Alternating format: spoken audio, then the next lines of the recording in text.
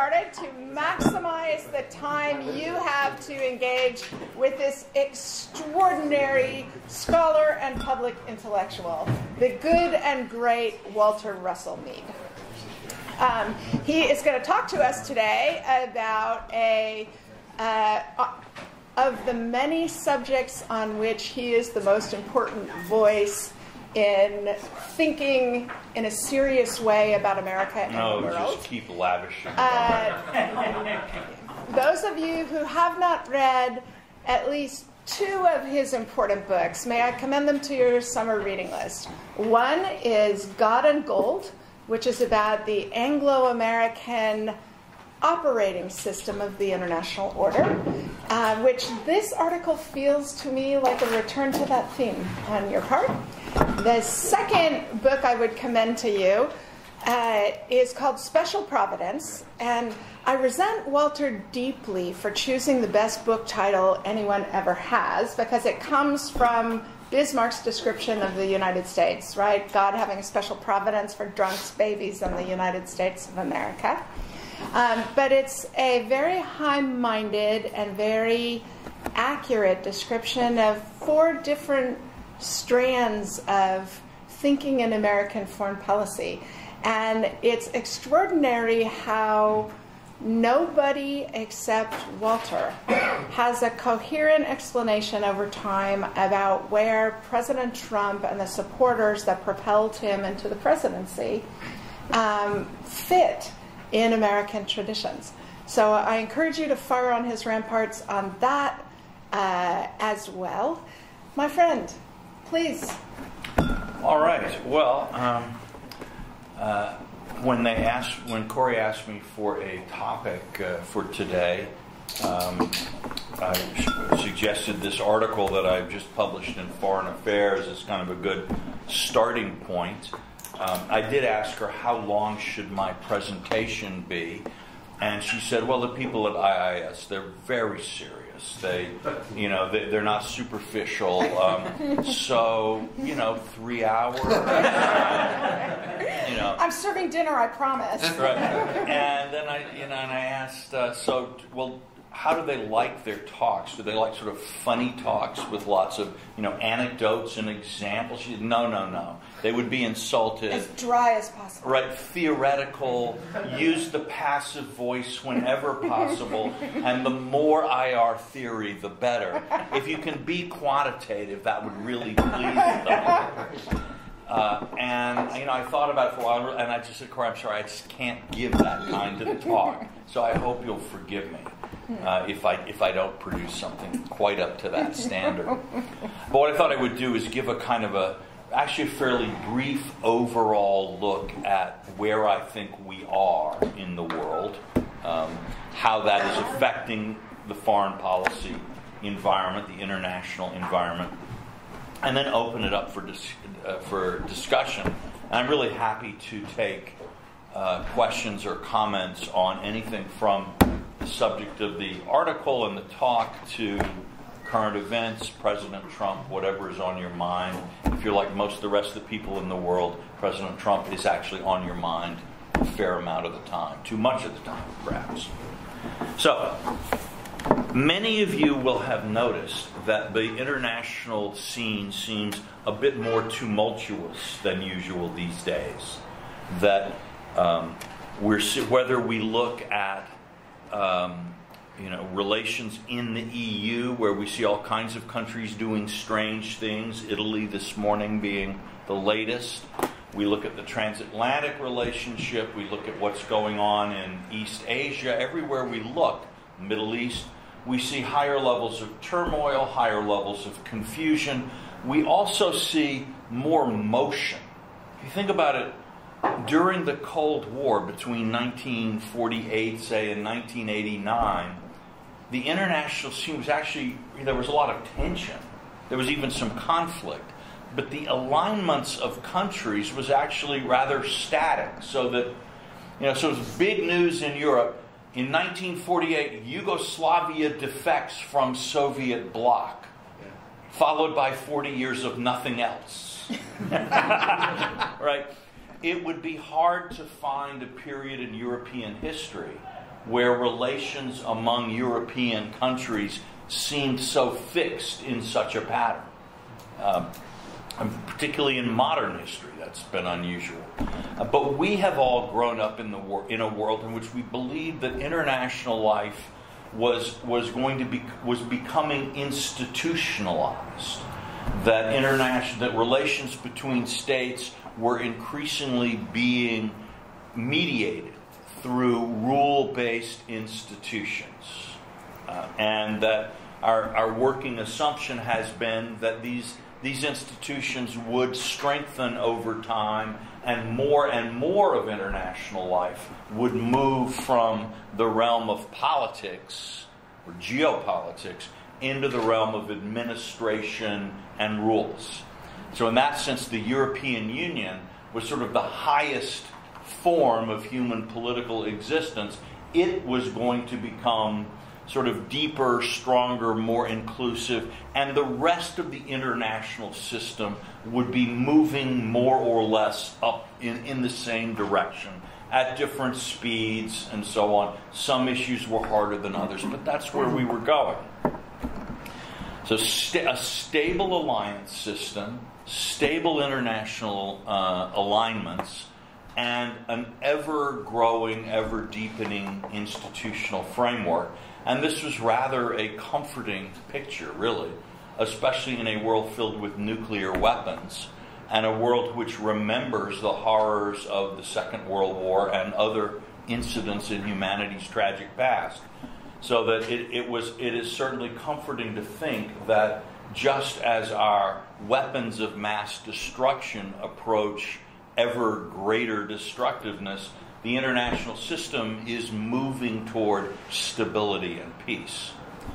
But in the last few years, this has no longer quite seemed to be such a plausible description of what we're seeing.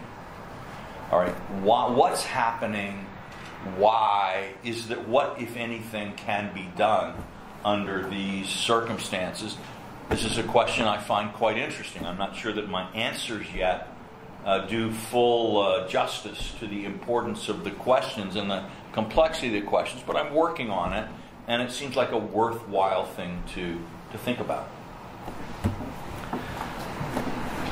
One of the things that comes to mind when you think about this international system in the post-World War II era is that in addition to a stable international system, particularly in the Western world, but even other places, there was domestic political relative stability as well. And if we talk about Western Europe, North America, Japan, what we can see is instead of the kind of class struggles and disharmony, say, of the Industrial Revolution, you had a kind of a stably organized industrial working class that was usually represented by a social democratic party of some kind. You had what our Marxist friends, perhaps the next government of this country, would call a national bourgeoisie, which the business sector was more or less organized. You had in America, we had the big three auto companies, big three airlines. Banks were regulated. The amount of interest that they could charge was regulated. The amount that they could pay was regulated. They used to compete by offering you a toaster if you made a deposit. And bankers used to... I think I'm not the only person here old enough to remember this. Bankers used to have very easy lives. Like doctors, they generally speaking went home at 3 o'clock on Wednesday and Friday, or went to the golf course. It was really good. So we had one telephone company in the United States, et cetera, et cetera, et cetera. So a stable business environment, a stable stable industrial system for the working class, and a stable system mediated through the state of sort of adjudicating as productivity rose, so much goes to the workers, so much goes to business, so much goes to the state, and we all rolled nicely along. I mean, I'm obviously grotesquely oversimplifying, but if you try to think about that post-war Western era, both in contrast to what went before and in contrast to what seems to be coming after, these are characteristics. And that stable international system rested on the internal stability of these countries. Right? And while the developing world had not achieved this, the very titles of developed and developing worlds, developed and developing countries, suggest that there was sort of a global sense that this was the end of history, that France circa 1975 was what humanity has been headed for all these years. And that the goal of people leading the development of poor countries was to achieve this. Stable mass employment based on manufacturing, stable national economic conditions based on national champions and a national economy. And to some degree, the Cold War was a contest between communism and capitalism to see who could achieve this kind of utopia the most effectively. And I think what we have now, sort of ironically really, in 1989, 1990, just as the sort of communist world, the Soviet Union, accepted that it could not match this performance and conceded the race to the capitalists, Western societies began to realize that the old system was breaking down. A combination of globalization of manufacturing, which challenged the stable labor system, automation, which did more, computers and other information technology, telecommunications advances made things like integrated global supply chains possible. More and more developing countries mastered the sort of basic framework one needs to, first in the export processing zones, often in East and Southeast Asia, but then spreading out on a national basis. So you've got reliable electricity currents, you've got laws and banking laws and so on that allow investment to flourish. You have the international trading system allows you to move your goods around. And so you break down the division of labor between commodity producing and agricultural developing countries and manufacturing based advanced countries. But you also break down the national economy. So German automobile companies start competing with the big three in New York, in America. Europeans begin to have Japanese cars appear on the streets of Europe. Telecom monopolies are broken up. Innovation moves on. And, one can argue about whether the old system was better than the new system. I would say, in general, the old system produced better jobs and worse products than the new system. So, no one would really trade their iPhone or smartphone for the Bell system monopoly phones that sat on your desk and cost a lot of money and didn't really do anything. Certainly couldn't look at pictures on them. No one would trade products or trade like crappy, dangerous cars like Detroit used to make, right? But then a lot of people would like to have the kind of jobs that went with working for a telephone monopoly that never fired anybody or needed to.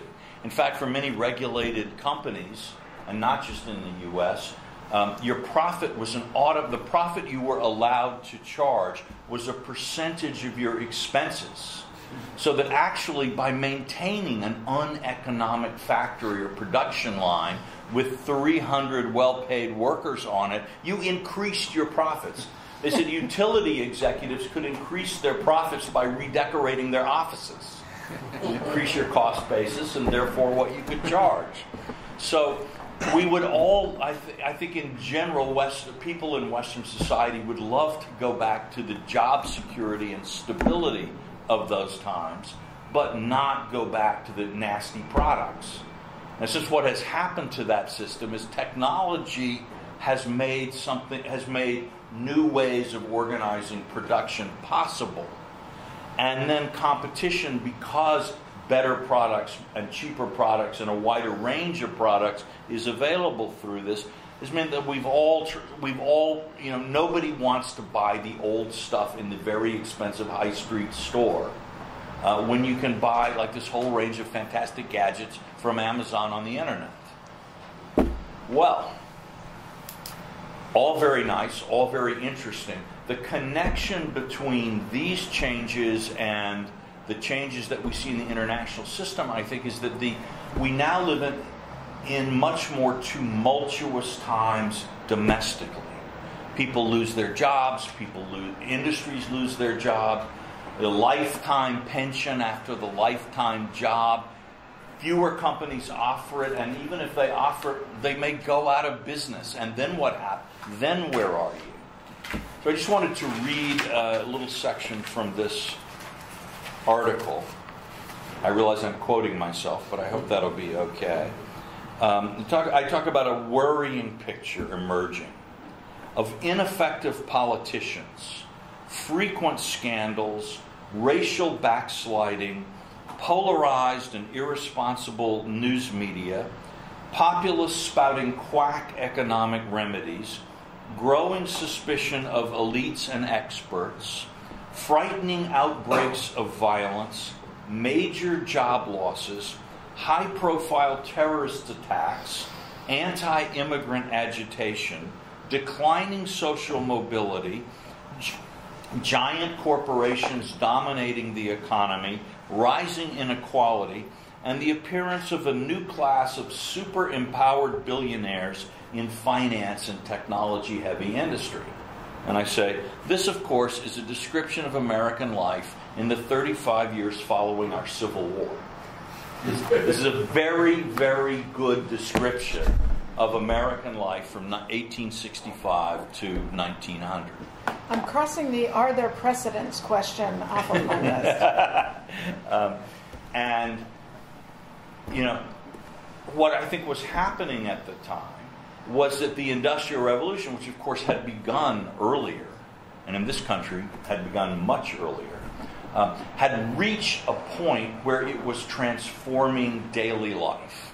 It was transforming the way people made their living. It was transforming the way they lived. Large cities, which were, before the railroad, there really was a kind of a limit to the size of a city because getting enough food into the city for people to eat, with horse and buggies or even ships was really hard to do. So urban life is changing, social life is changing as people move from the countryside to the city. All kinds of cultural and political things change. The family changes. Everything changes. And as this change happens, Americans in this era found that all their old political ideas and ideals don't apply anymore. For example, before the Civil War, it was normal in an American city that as a young tradesperson, you grow up, you don't have any money, you apprentice yourself to a blacksmith or someone like this, and then at the end of your apprenticeship, maybe you work a few years, but you're saving the money and you open this shop of your own.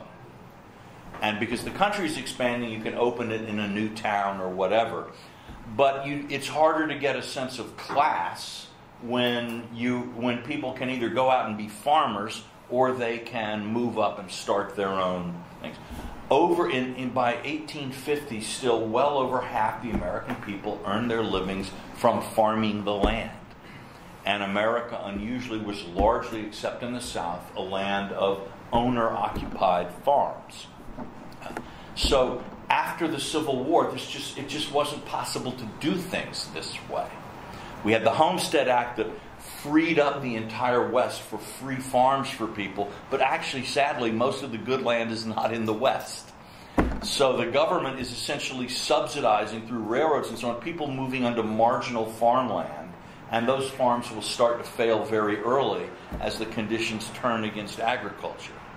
The political ideas of representation and culture don't work as immigration fills the cities. Americans lived in a world they didn't understand. Their political institutions encountered problems. They had neither the ideas nor the structure nor the resources to solve. So Reconstruction and dealing with the freed slaves after the Civil War, the only administrative agency the federal government had for this was the Army. And the Army turned out not to be very good at nation building, a lesson perhaps we should learn a little bit from today. How do you do public health in a city of 2 million where 30 years ago the biggest city had 40,000? How do you even think about these things? How do you do municipal finance on this kind of scale, etc., etc., etc.? I quote in this article something that Thoreau said in about 1850. He said, "We don't ride the railroad rides upon us." Today, we don't surf the web surfs us. We are once again, thanks to the information revolution, in a world that our ideas don't fully explain, where we can't go to a textbook and find the answer to a problem. What do we do with workers who were displaced by robots and automation? We don't have the answer. China doesn't have the answer. Nobody knows. And what will society look like? Back when over half the Americans worked on the land, and you said, by the 1950s, only about 2% of Americans will be needed as farmers. What jobs would people do? What jobs would exist? And people might have said, might have figured out, been able to imagine, well, there will be horseless carriages. Okay? So maybe people will get jobs chauffeuring the horseless carriages. I can see that. They wouldn't have guessed that proud parents would want to put bumper stickers on the back of the carriages saying "baby on board," and that there would be factories of people making "baby on board" stickers. The same thing they might have imagined, if they were very imaginative, that someday there would be flying machines and people would have jobs flying the flying machines, but they wouldn't have been able to guess that, well, there would actually be healthcare professionals who could charge fees for writing letters certifying that certain household pets qualified as emotional support animals so that people could then carry them with them on the flying machines through the sky. All right? The emerging social reality of the industrial age was so different and so much more complex. The ecosystem that it created was unimaginable. And so policy is the art of guiding to a known future. This is the policy's sort of planning. But when the future is unknown and unknowable, the nature of policy changes. Right? So I think what we're going to do, and I'll try to shift now out of this so we can get to the discussion, you cannot expect, when the world is as open and subject to rapid change as it is now, that the international order is going to somehow be exempted from the transformation of every other institution that people are in. You simply cannot expect that we're going to have an international system that is regulated the way the 70s and 80s economy was, even as the life of every single country moves farther from that. So where are things going? Well, so far it's a bit surprising, a little bit troubling, but one of the things that seems to be happening with the influence of the IT revolution on politics, and the internet essentially on politics, is the disintermediation of political parties and political institutions. Yeah. It's interesting, one of the most notable worldwide trends is a trend toward a more personalized ruling system. that in Turkey you have Erdogan, who is Turkey in a way. And if in Japan, where the prime ministers were faceless for generations, Abe is a person. Koizumi, even more so. Yeah, it's like, they've changed. In China, Xi Jinping, China doesn't need to be ruled by a committee. It needs to have somebody in charge. And people want to feel that they know him in some ways. I think Trump in the United States, Putin in Russia, Macron in his way in France. This is in democratic and non-democratic states. That's not the change we're talking about. But there is also a declining sense of faith in bureaucracies and administrative procedures generally, and more a sort of a hunger for the leader who will make things go right. This is, if you look at thousands of years of human governance, this is a fairly common pattern. In fact, it's the more recent shift toward institutionalized forms of governance, administrative governance, that is the odd man out here. I can't predict where things are going. This may be a short-lived trend to be replaced by other things. But that's part of the point. We just don't know where we're headed anymore.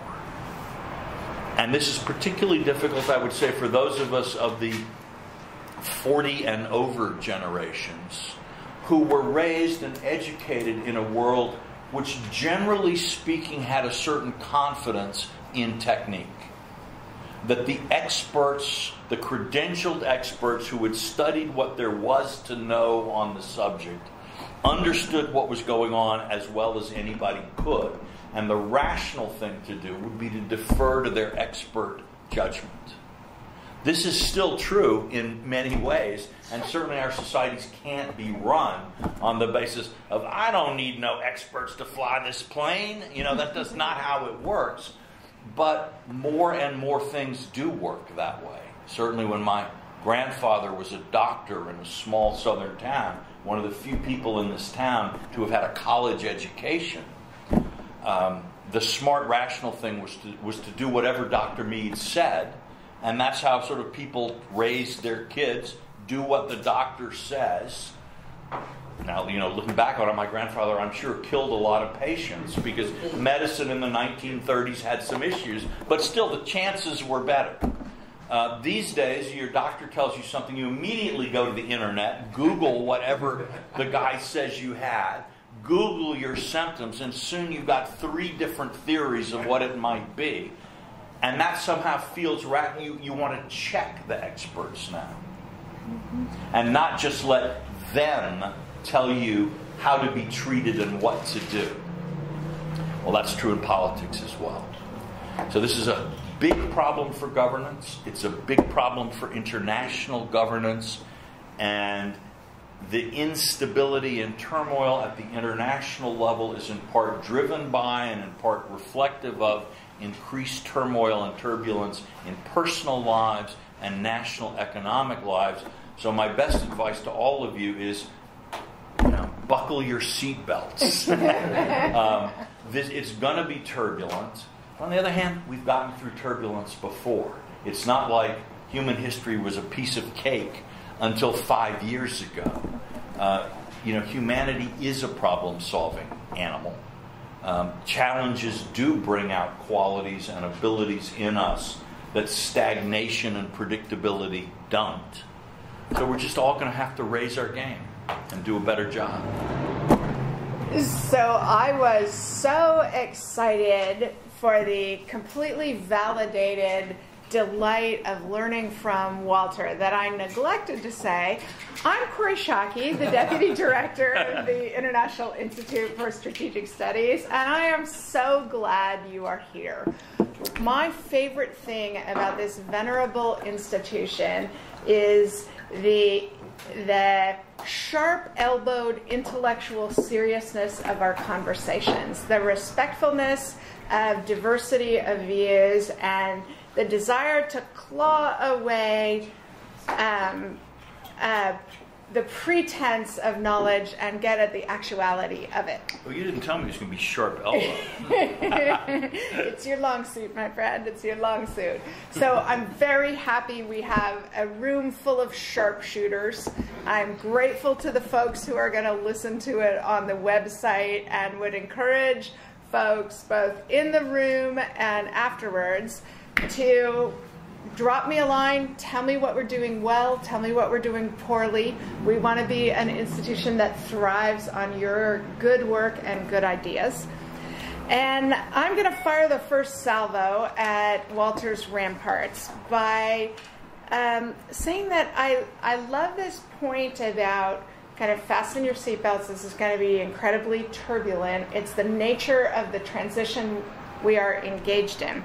I wonder, though, whether you think the current seeming recklessness on the part of people in societies that are largely free, largely safe, largely prosperous, it is your sense of why we are making these kinds of choices. Not listening to Dr. Mead, small-town lawyer and the only person with a college education. Is it because we are so safe now? That is, the buffers and guardrails of modern life are so protective that we don't have dangerous enough consequences to really fear outcomes?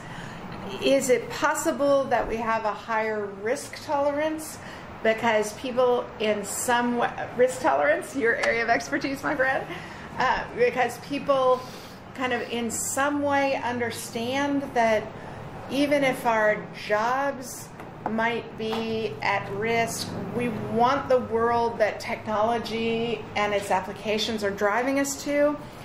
Or is it possible, this is my personal pet theory, that the way that our societies are changing is fundamentally empowering to individuals?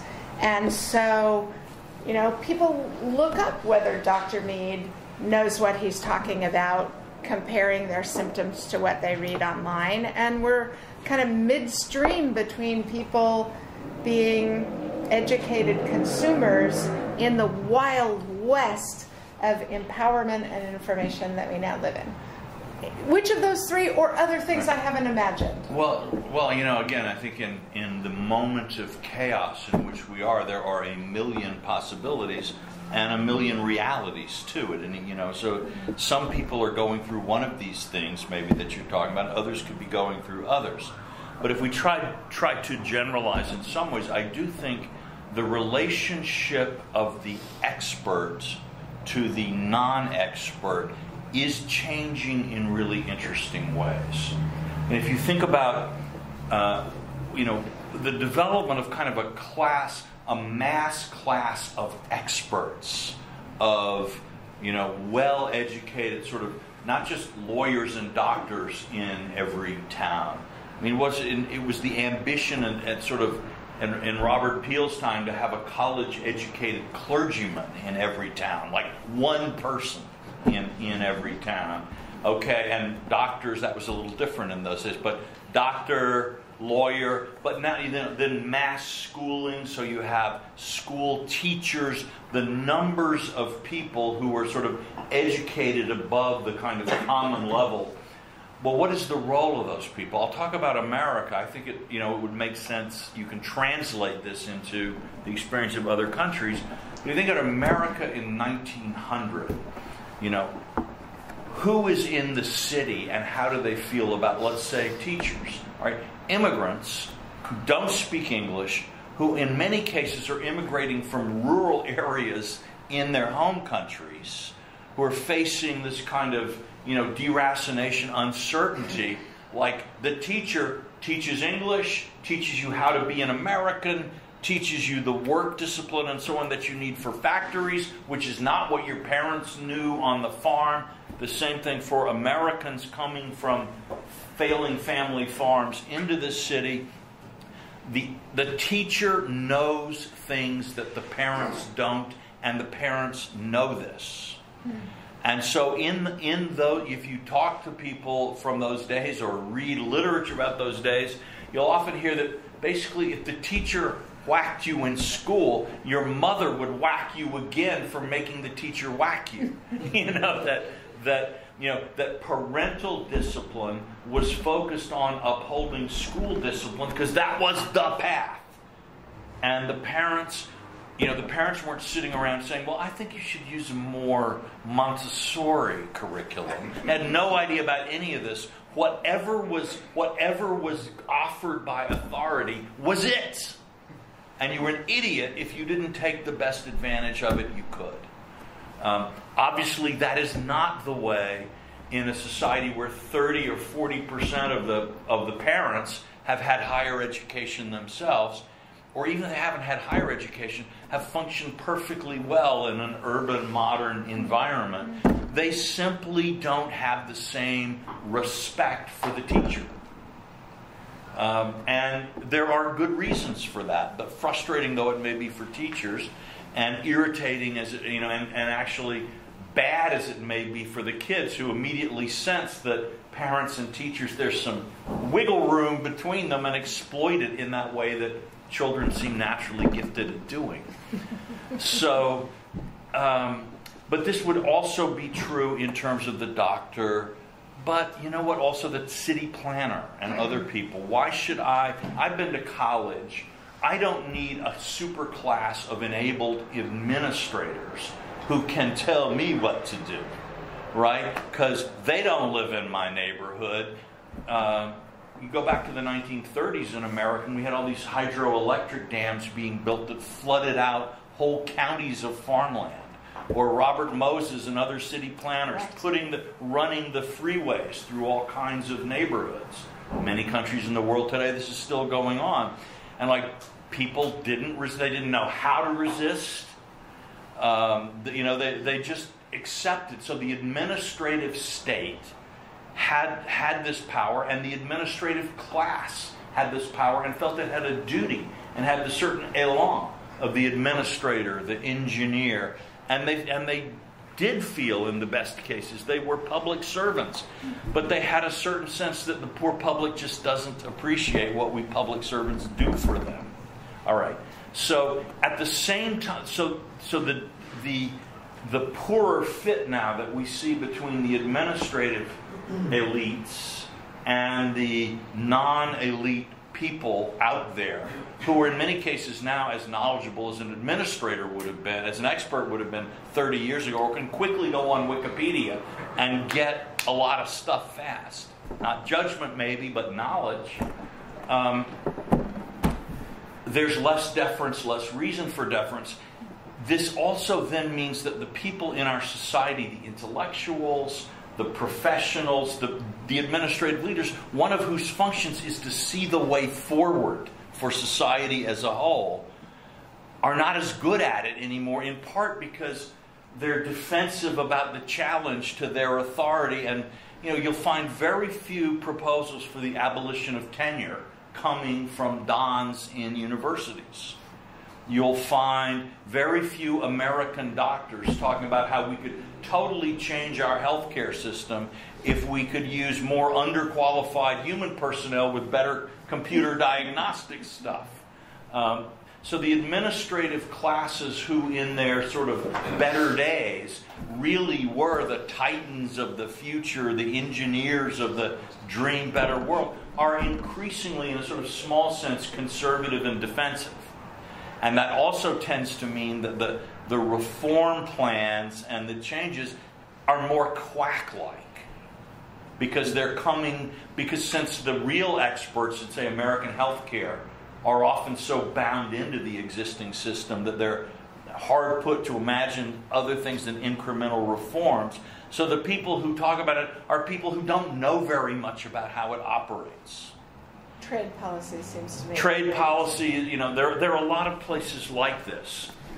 And this is only one of the kinds of problems that this social transformation gives, but it's important because this is about our problems defining and solving mechanism is screwed up, much less the system that forces then other people to do whatever it is that the deciders have decided. That is also not working very well. Yes, Ben Berry in the back. Please, as you state your question, say who you are, where you work, and have a question, and make it succinct. I'm Ben Barry. I work here at the Institute, but my qualification for this question is being married to a teacher and having 2 children in their early 20s at college here in London. Experts have got it covered. If they don't adapt to the opportunities offered by machine learning and artificial intelligence, they will, to a certain extent, go to the wall. And this will be contributed to by social media, as with Amazon, increasingly having a vote through customer ratings. Well, you know, in the U.S. we have RateMyProfessor.com. One of the characteristics you get rated on is your hotness, which can be a very disillusioning experience for many professors. But the and you know, that is a bit of an issue. But more fundamentally, what you see, I think, in the U.S., but also other places, is then educators go to the places that can control change. So in the same spirit that London cabbies keep Uber out of London, they just make sure that no college or school can be accredited that doesn't do things in the old way with the old methods. That those then become the standards. Again, not unlike the spinners and the weavers in Lincolnshire in the 1820s. It's, you know, and this actually gets me to an important thing that manufacturing, the word manufacture originally means make by hand. There are probably still more people in the UK that know that in the US, because I'm told the study of Latin hasn't quite... Well, the oldest people in the UK lived in a time when Latin was still taught somewhere in the UK. But anyway, manufacture, make by hand. Manufactured goods were very expensive, made by guilds and crafts up to certain standards. They were regulated in all kinds of ways. But you would sort of end up having like 3 shirts. Married couple might get 1 sauce pot and 1 frying pan, which then lasted forever. Everything was very good and made according to the standard, but very expensive. The Industrial Revolution comes through. It can be made by people with no skills in great abundance, but the quality is a little different. In a sense, it's the quality of abundance rather than the quality of handcraft. This is going to happen to services. It's also the quality of accessibility, right? You can get it. William Morris and the arts and crafts movement, who want it to be beautiful and perfect, also means the Shockey family 2 generations removed never get it. Right. And so this is... so I think it's a good thing, even though it's kind of sad in some ways what happened to many people along the way. But also, look, medicine, law, these are learned guilds, the universities. If you look at measures, particularly in the U.S., where these are really at work, these guilds, you can see how the rate of inflation for manufactured goods is, these things are becoming in real terms cheaper and cheaper. While university education, the cost of that is rising much higher than the inflation rate. Medical care in the U.S. gets very expensive. And it's a sign that the guilds, which are producer cartels, civil servants, by the way, are another producer cartel, and they are resisting and they are fighting. I would make a distinction between university education and medicine, because in medicine you have dramatic improvements in the quality of care, whereas it's not clear to me that a university education is better now than 50 years ago. 50 years ago you couldn't read God and Gold in any university in the world. Now you can. Blessedly we can. Fire away, my friend. Okay, Jonathan Paris. We used to share hallways. Give Jonathan his okay. magazine. We used to share hallways at the Council on Foreign Relations 20 years ago when I was a Middle East fellow. What strikes me about this article is your optimism. Yes, incredible challenges, but there's incredible opportunities. And what I'm struck by, if I could just segue into the Middle East, that Wall Street Journal article you wrote in mid-April was an answer to a question that I had, which is, what is Trump up to? Is he going to be in the Middle East? Is he going to be out of the Middle East? And because you're not so steeped in this Middle East region as I am, you from the outside came up with a solution. I wonder if you could explicate. I don't know about a solution. I should say that one of the many things I neglected to mention in Walter's extraordinary CV is that he writes a column on America and the world for the Wall Street Journal. Right, the global column. Right, and basically, what he said, if I recall Let's it right. let him say it. Yeah, you go ahead. Well, what exactly is your question? Let me the question is, I think you solved it, because what you said is that Trump is not going to send boots. He's not going to put boots on the ground, but he's certainly going to stay involved through his allies in the region.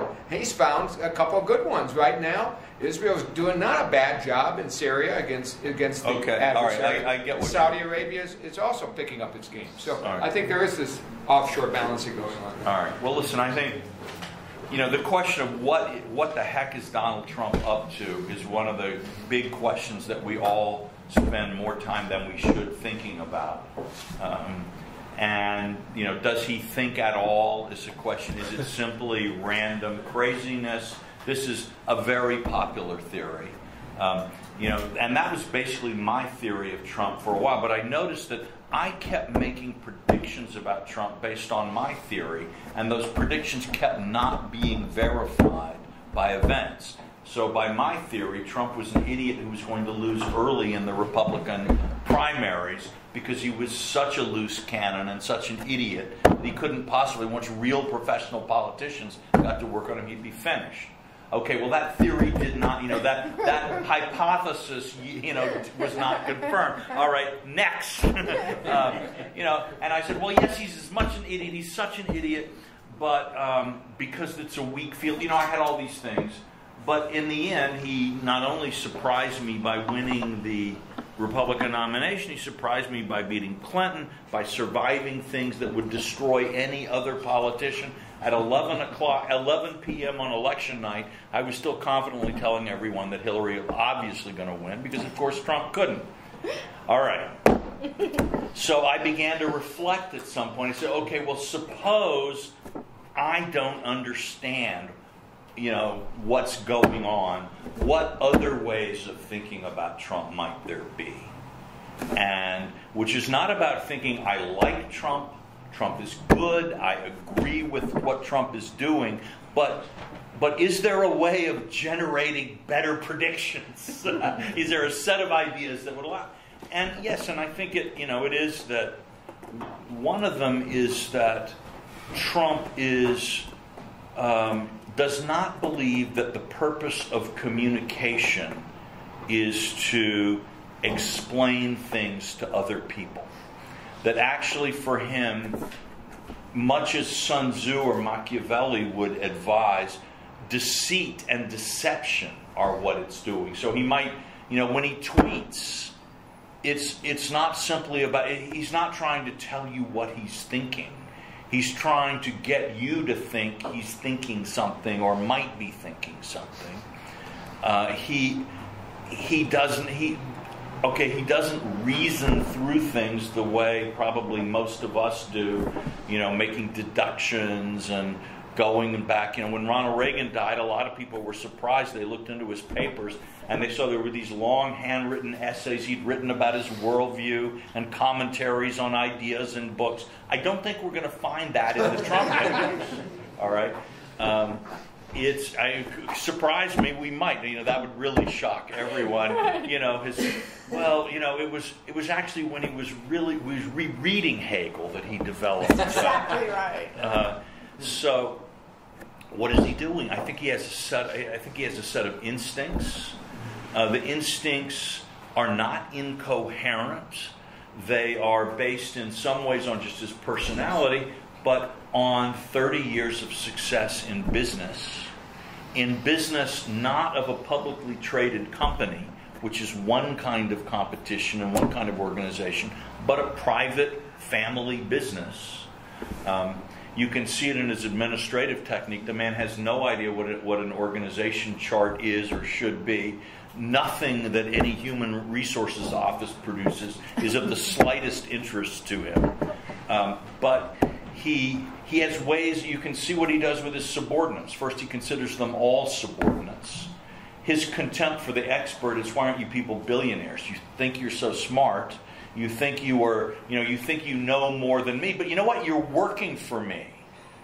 I'll give you another $10,000 if you jump a little higher. Oh, you jump? Good. Here, gosh, you're smart. Gosh, I'm stupid. All right? He thinks that way.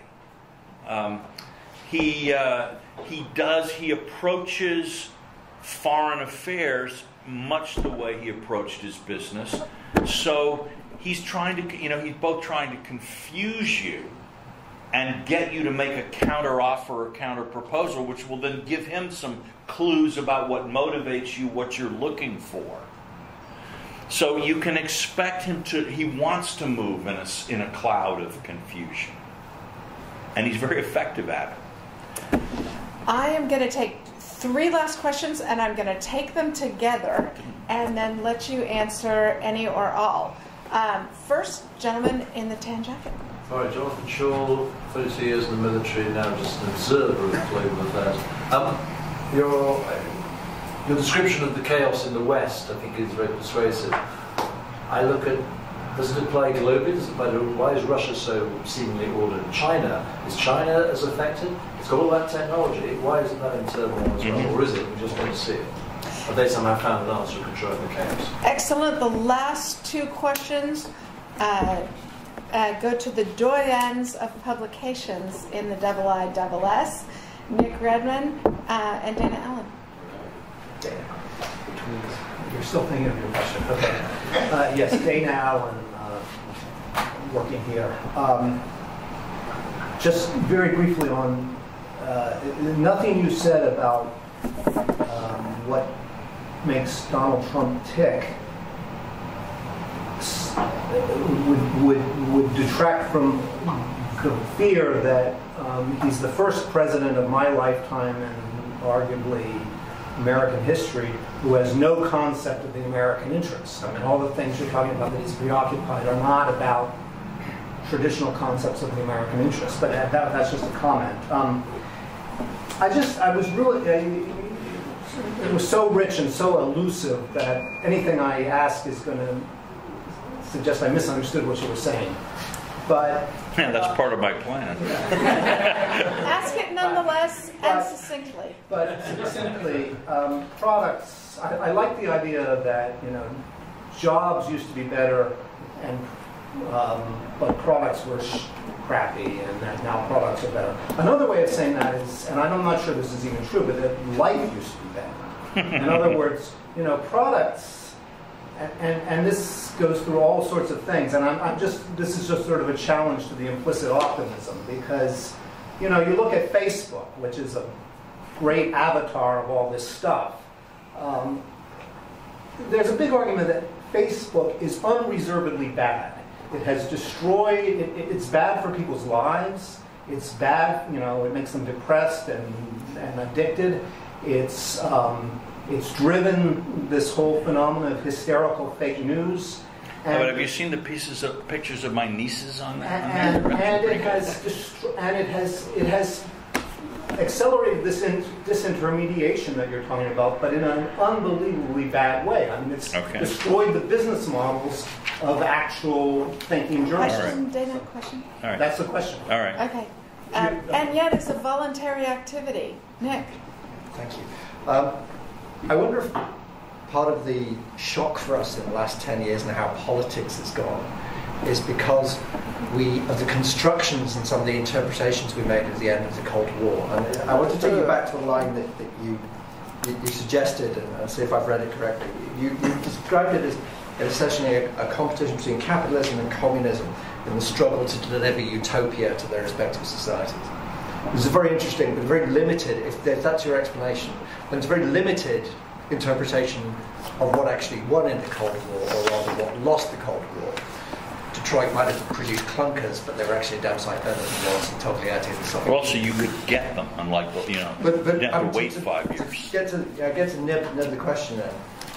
If it's just market capitalism rather than central planning that won, or rather it's central planning that lost, not necessarily market capitalism that won, and actually it wasn't really democracy that won, does that help us explain where we are now? Okay, well, let me try to run through these. Is chaos in the West only?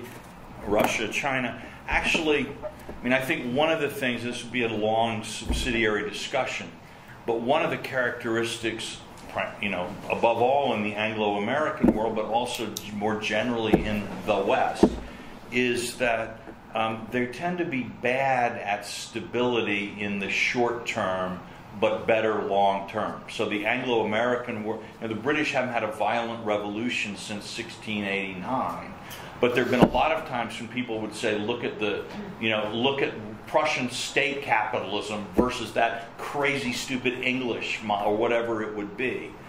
So I think that is part of what's happening, right? But also when I look at China, and many of my students are Chinese and travel there from time to time, you know, I look at Xi Jinping and I don't actually see confidence. You know, I think confidence is you crack down less on, you know, if you're confident, you don't take Winnie the Pooh off the internet. If you feel that your society is heading serenely just as planned, all is going well, I see them pretty much battening down the hatches, you know, a sense of storm coming, better prepared.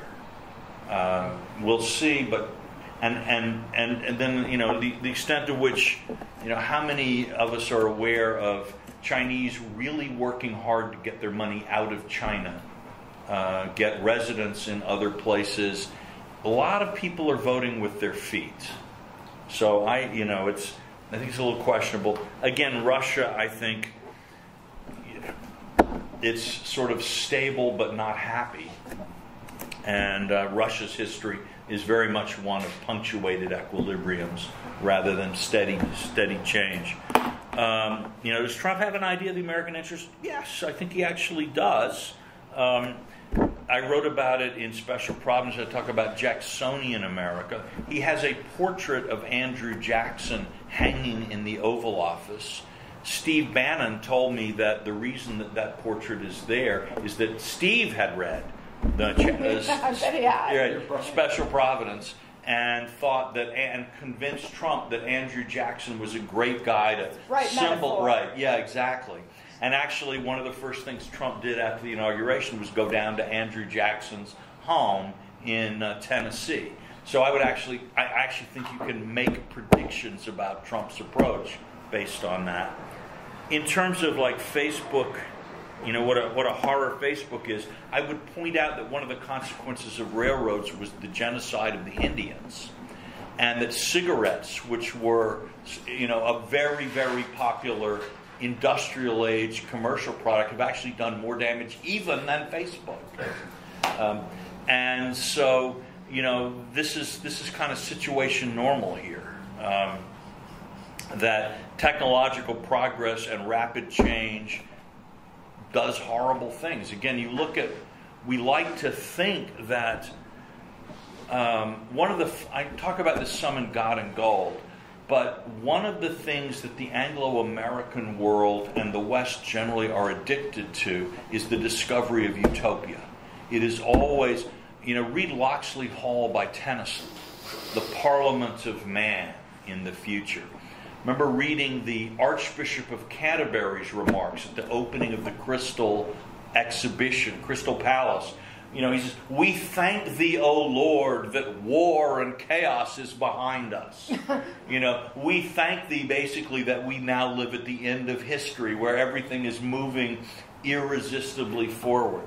Think of, what is it, who was it, Norman Angell, who wrote the book on the future of an illusion, that war because war was irrational. We wouldn't be having it anymore. Do it again. It was the greatest bestseller in the history of international relations when it was published in 1911. It kind of hit a rough spot in 1914, but actually it picked up again in the 20s, and he got a Nobel Prize. Think of the Kellogg-Briand Treaty outlawing war in 1928. All right, I just think, thank goodness, what horrors we would have seen had we not thought to outlaw war in those days, when you think of the death and destruction that modern technology could bring. So it's a really good thing.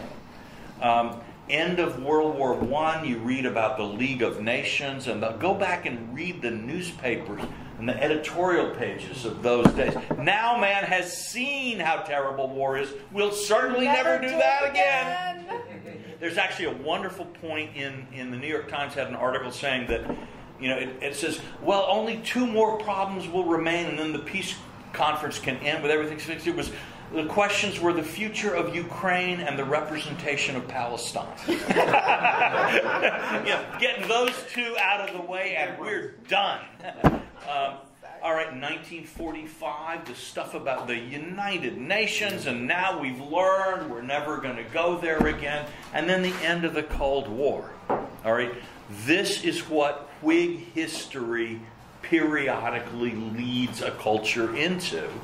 And I actually would argue that optimism is one of the reasons that America and Britain have done so well over the centuries, because even when they're wrong, optimists often outdo. The pessimist is sometimes right, it won't work, nothing can be done. And the optimist is often wrong, but sometimes right.